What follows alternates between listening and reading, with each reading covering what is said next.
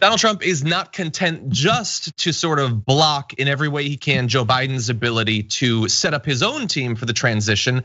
The other thing he's doing is pretending that he is going to need new employees. So according to two sources familiar with the situation, as well as written communications reviewed by the Daily Beast, the White House Presidential Personnel Office is still in the process of vetting candidates for job openings in various parts of the federal government. Positions that the White House intended to fill by early next year. So they're still like receiving resumes for new jobs while they're firing people, which we'll turn to. And we're also receiving all these reports about people in the White House who are like, oh my God, I gotta get my resume out there. How am I gonna get another job? As if there's any question. They're horrible Republicans, they'll get hired somewhere. But anyway, JR, they're still doing this. It's like, wasn't there an episode of a short story arc of The Office where you just pretend that you're the boss and you pretend to fire people and it becomes true? It seems like there's a story for The Office and Veep every 5 seconds when it comes to this administration. And I've seen neither show. I've seen like one episode of The Office and that's kind of it. But apparently I need to catch up because the real life things that are happening apparently happen in sitcoms every day. No, there's so many layers to the way this is going, the way people are trying to find a way out, prepare for their next life. But you mentioned how Republicans will still have a job because they'll hire terrible Republicans no matter what. The new ones are the ones that are in trouble because if this was like K Street, specifically K Street, people trying to work with lobbying firms to try and use their influence. In case people don't know the way it works, if you've been in Washington already and you make some connections, you get to go out then make more money by going and influence those same connections because those are your buddies to do the bidding of these companies. That's lobbying in a quick nutshell, right? So many people that may want to go to that route, if the only thing on your resume is you worked with this administration, they're pretty much not gonna hire you because you're too polarizing. So they're like, well, how many buddies do you really have in Washington, especially right now after your guy who's sitting in the White House with his arms crossed like this won't leave, and then when you finally leave, you're associated with them. That's you now. So the new folks who they don't have a very in-depth resume are really in trouble as far as getting jobs. And then they're also being blocked from doing so after the news started being revealed that they were doing this. So you need to get another job so you can pay rent. You try and go get that job on a legitimate basis. This administration is blocking you from doing it or else they'll fire you and then you'll lose your last 2 months of any kind of money. And you're just stuck in this circle. They really don't care about anyone, even the people who decided to stick with them through this horrible administration.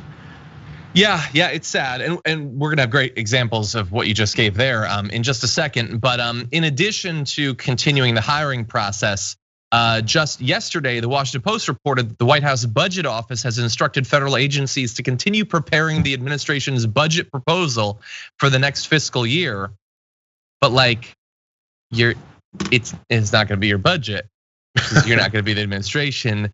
Because you lost the election. I know, they don't accept that, but like it's not gonna happen. What do you think the plan is?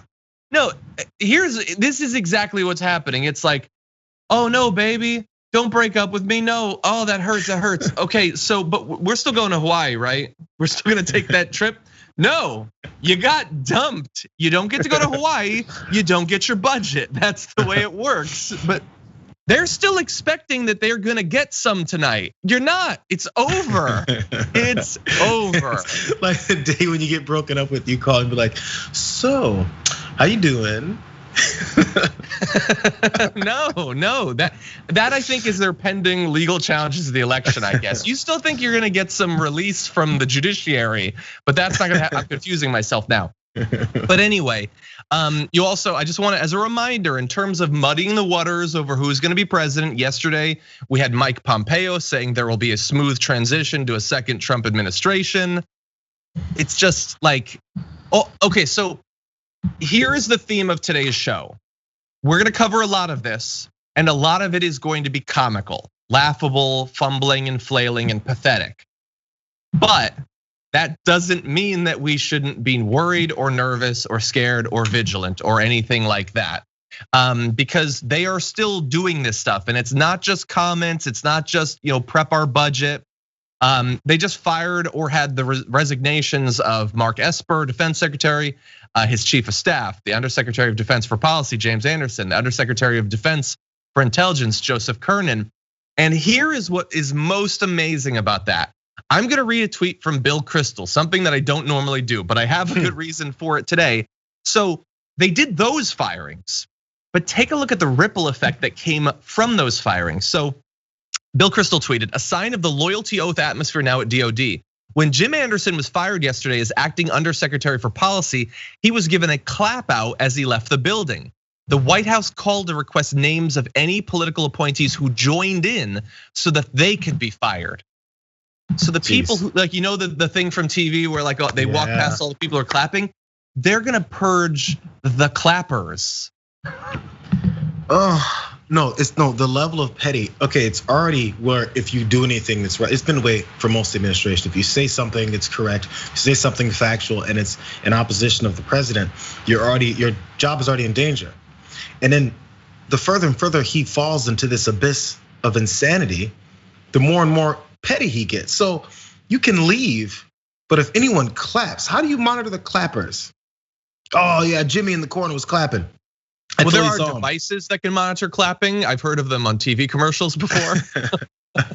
Maybe they're using those. Oh, you clapped on? No, clap off. Clap off out of this building right now. I can't. No, we've said it many times already, but it's unprecedented. This is the level of petty that you're going with. Someone clapped as someone left the building, so you're fired. Who are you going to replace them with? What's the process for getting hired? You can sit down. Where do you see yourself in 5 years? Would you clap if someone left the office? Like, what are the questions you're asking people? What are the qualifications to fill these roles for people who clapped? They want loyalists. That's it. That's the only thing they want. And they are, by the way, we know this from years of experience. They're perfectly happy with not filling these positions. Yeah. They're perfectly happy with the government not functioning. And if it is gonna function, it's gonna function only by having loyalists in place. They've been weeding people out. They're continuing this. They're continuing this now, knowing that they're not gonna be in office, or at least knowing there's no legitimate path for them to get in office. They're still on their way out, firing people. I'm beginning to wonder though. I'm beginning to wonder though. Do they know they're not gonna be in office? I don't know. Well, that's the debate that we're gonna have in just a little bit. Yeah. But this, the pretending. The budget things, the firing, as well as the loyalty purges, that is truly scary stuff.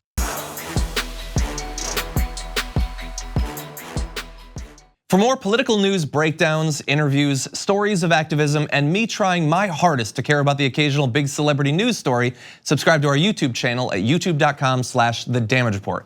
And you can ring the bell wherever it is so you don't miss anything.